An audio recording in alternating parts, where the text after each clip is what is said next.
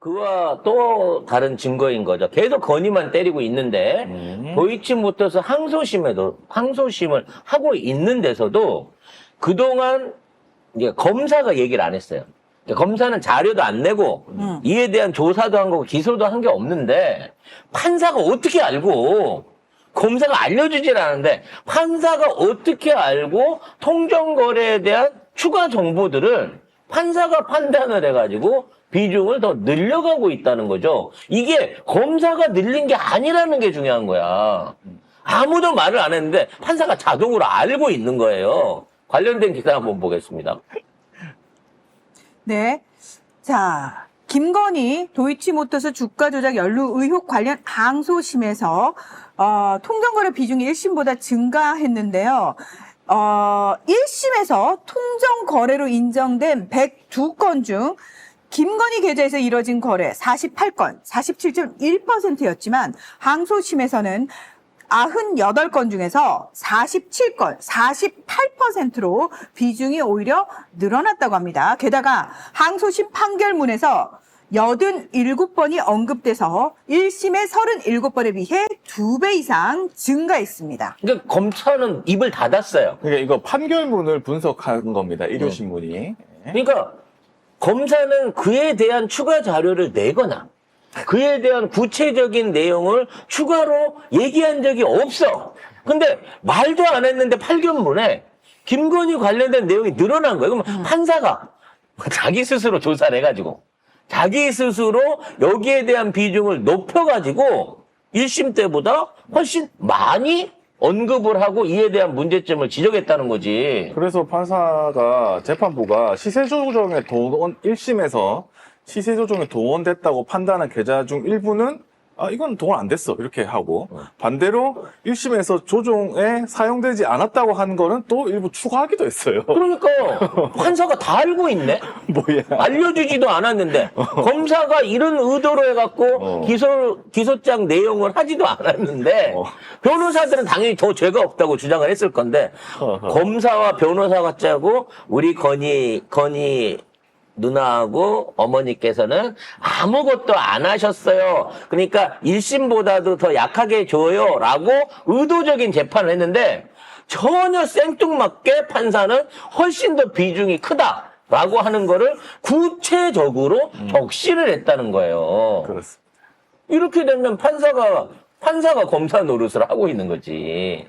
일대적으로. 그 판사는 정의감이 투철한 판사여서 그런 거겠죠. 그렇게 했습니다. 그거보다는 이 판사님한테 누군가 이와 관련된 자료 그리고 이와 같은 판결문을 쓰게 만들게끔 영향력을 발휘한 사람이 있겠죠. 도저히 나도 못 참겠다 이제. 내가 미치겠다. 이런 사람이 있겠죠. 그렇죠. 그래서 그분이 스스로 검사가 얘기도 하지 않는 김건희 통정거래 관련된 자료를 분석하시고 아무 데서도 안 가르쳐준 이러한 내용들을 판결문에다가 집어넣은 거야. 이 얘기는 검사가 한 번도 한 적이 없는데. 자, 그리고 검찰에서도 이런 게 쏟아져 나오고 있습니다. JTBC입니다. 아니, 답답한 애님께서 잊고 있던 정의감을 찾았구나. 다행이네 하셨는데 정의감 따위는 없어요. 그들에게 있을 리가요. 있었는데 지금까지 그렇게 꽁꽁 숨기고 살았다고요? 천만의 말씀 만만의 콩떡입니다. 정의감을 빙자한 모종의 약속이 들어갔기 때문에 지금 판사가 미쳐 날뛰는 거야. 그러니까 지금 김건희나 검찰들은 미쳐버리겠는 거야. 조사도 안 하고 내용도 안 하고 심지어 1심보다 더 부실하게 자료를 넣는데 올라가면서 점점 더 증거가 늘어나고 있는 거거든. 네. 자, 그래서 검찰에서 나온 거 보시죠. 네, JTBC가 단독을 냈는데요. 김건희가 흑진주 이종호와 수사 중에 빈번하게 연락을 주고받은 것으로 확인이 됐다고 합니다. 2020년 9월부터 10월까지 약 한 달 동안 두 사람은 40차례 이상 통화하거나 문자를 주고받았고요. 심지어 다른 전화번호로까지 김건희가 이종호한테 연락을 취한 정황이 밝혀졌다고 합니다. 뭐 둘이 만나는 거는 그럴 수 있다고 쳤는데 다른 전화번호도 있었다고 하는 게 그렇죠. 이게 제일 이번에 밝혀진 충격적인 핵심인 거죠. 그럼 뭐 대포폰을 썼나? 쉽게 말해서 뭐 주변 사람 폰을 쓰든 뭐를 하든지 간에 직접적으로 공개된 번호 이외에 다른 번호까지도 통화 목록을 검찰이 확보를 하고 있던 거를 JTBC가 어떻게 알고 이걸 또 흘릴 수가 있냐는 거지. 아니 이종호 씨가 그렇게 얘기를 했다는 거를 이렇게 보도를 그러니까 한 건데. 이종호가 검찰 수사 과정에서 한 이야기를 희한하게 JTBC가 다 단독을 달고 보도를 하고 있네.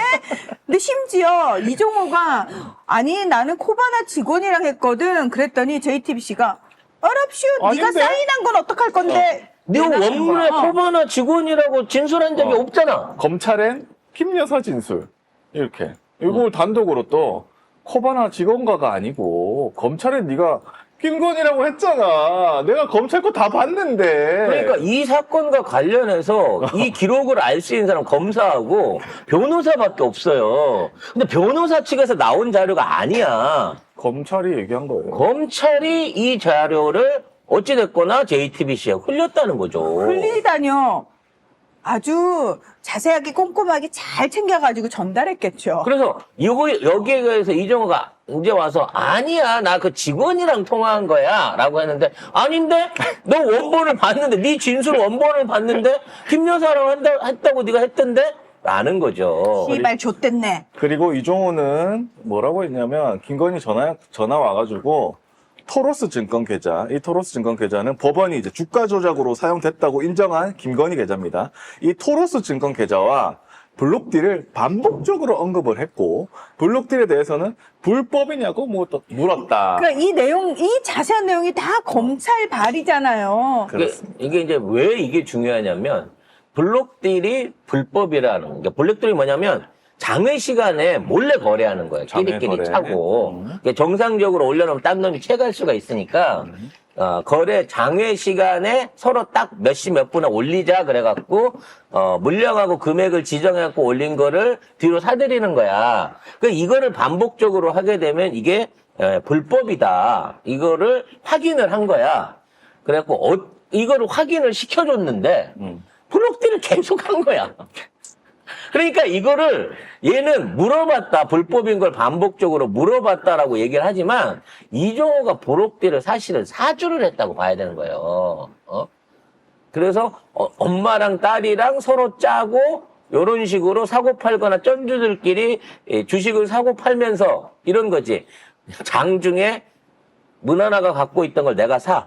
그래서 그 다음날 장 시간대에, 정상 9시 시간대에 문하나가 그거를 막 던져. 싸게 던져. 그러면 그걸로 갖고 주가를 떨어뜨리는 거야. 그러니까 그거를 지가 사들여 갖고 다시 블록딜로 밤중에 다시 문하나를 줘. 그러면 문하나가 또 그 다음날에 그걸 갖고 또 낮게 계속 치는 거야. 중요한 건 우리 둘이만 거래를 해갖고 던지는 이 주식이기 때문에 결과적으로 손실이 나도 우리끼리 거래를 통해서 만든 거라 나중에 역으로 비싸게 팔 때는 사람들한테 비싸게 팔고 그렇지. 싸게 팔 때는 우리끼리 알고 사는 이따위 짓거리를 반복적으로 했다는 거야. 자, 이 거래 자체가 이 거래 있잖아요. 블록딜 거래 자체가 법원이 아직 공소시효가 남아있다고 인정한 2차 주가 조작 시기에 있었고 재판부는 이거 무관한 정상적인 블록딜이 아니다. 이렇게 얘기를 하고 있는 거예요. 그래서 이 정보가 얘기하는 건 뭐냐면 2차에 대한 공소시효가 사실상 거의 한 달이 안 남은 상황이었단 말이에요. 근데 이 블록딜에 관련된 내용으로 통화를 하고 블록딜을 했다라고 얘기가 되는 순간 이게 다시 추가 기소가 되면 공소시효가 멈춰요. 그러니까 공소시효가 지나도 이 건에 대해서 검찰이 기소를 하게 되면 공소시효가 지나도 처벌을 할 수 있게 되는 거야. 그걸 한 달 남겨놓고 JTBC에서 튼 거지.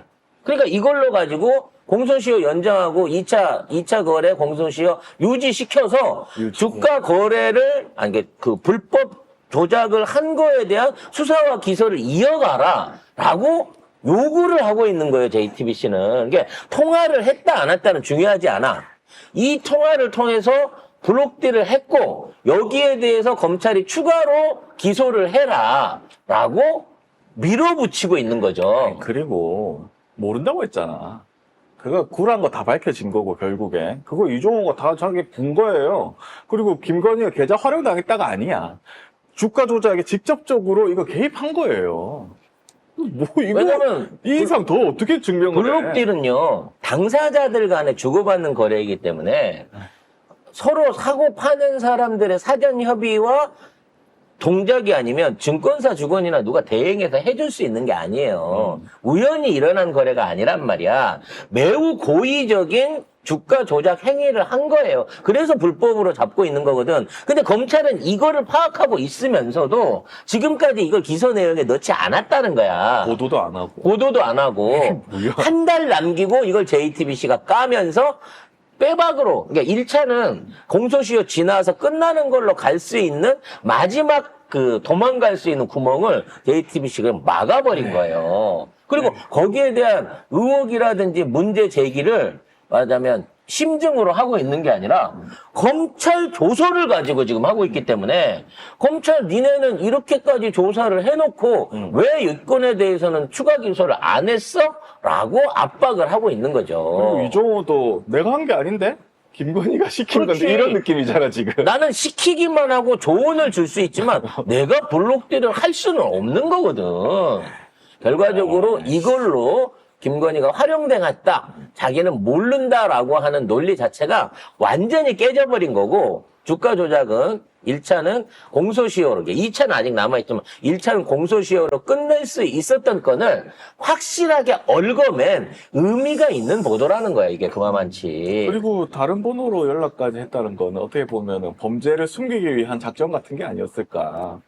그래서 나라다 더. 그래서 지금 검찰과 변호인들이 아무 짓을 안 하고 있는데 언론과 판사가 확실한 주가 조작범으로 김건희를 만들어가고 있다는. 그 언론도 그러니까 JTBC잖아요. 그러니까 이거는 이제 많은 분들이 그럼 아니 중앙일보도 그쪽이고 JTBC도 그쪽인데 왜 JTBC만 이러냐? 중앙일보는 또 스탠스가 약간 다르지 않느냐라고 말씀을 하시는데 그렇게 보시면 될 것 같아요. 그래도 자존심 있고 약간 우리가 완전 엎드리는 모습으로 개처럼 굴 수는 없지라고 뻗대면서 여기저기 여러 개의 줄을 확보를 하고 있는 게 중앙일보 쪽이라고 보시면 돼요. 그래서 JTBC는 쓰고 버리는. 왜냐면 지금 많이 때 탔거든, 지금.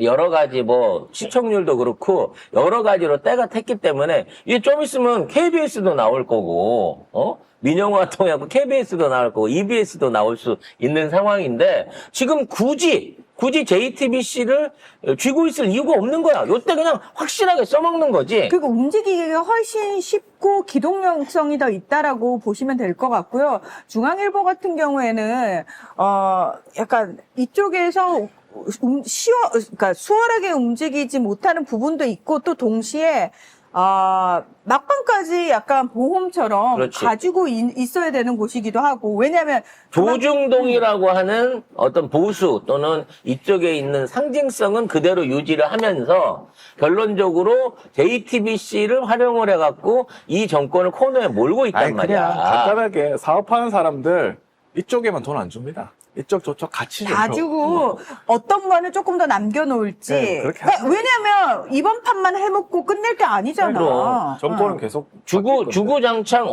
누가 어떤 정권이 들어오더라도 딜을 칠 수 있는 카드를 갖고 장난질을 치고 있다는 거지. 그렇죠. 왜냐면 알았거든. 이 김스타한테. 성렬이와 동훈이한테 내가 프로포폴 작업을 당했구나라는 거 알 때부터 난 그때 움직인다고 내가 말씀을 드렸잖아요.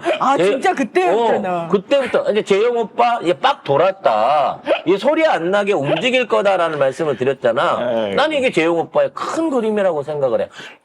진짜 우리가 앞으로 이 정권이 무너지게 된다고 하면 재영 오빠가 아니라 우리는 영철이 오빠를 이 정권을 무너뜨린 핵심적인 그런 어떤 그 김스타를 김영철 오빠를